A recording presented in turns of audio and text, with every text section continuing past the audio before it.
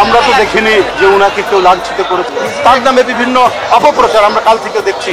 এটা সম্পূর্ণ মিথ্যা, অবৈধ, ভিত্তিহীন, মন গড়া। যুক্তরাষ্ট্রে নিউ ইয়র্কে বিএনপির মহাসচিব মির্জা ফখরুল ইসলাম আলমগীরকে কেউ লাঞ্ছিত করেনি, এমন মন্তব্য করেছেন দলটির সিনিয়র যুগ্ম মহাসচিব রুহুল কবির রিজভী।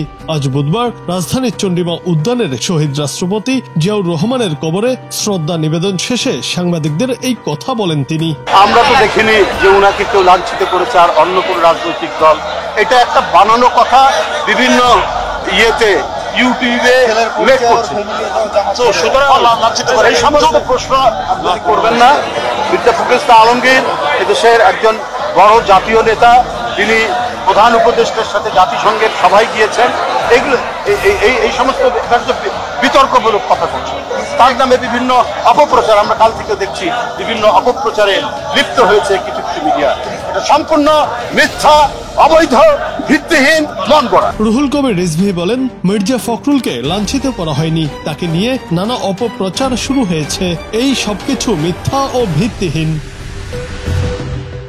নেতাকর্মীদের ঐক্যবদ্ধ থাকার আহ্বান জানিয়ে তিনি বলেন, এখন ষড়যন্ত্র চলছে। তৃণমূলের মাধ্যমে দল এমনভাবে সুসংহত করতে হবে যেন জনগণ ধানের শীষে ভোট দেয়।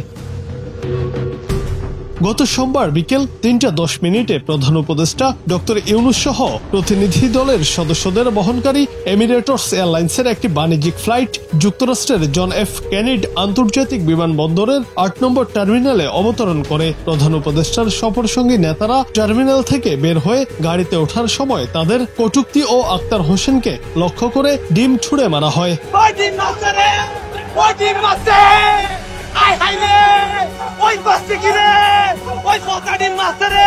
জুনায়েদ আহমেদ, বাংলা টিভি।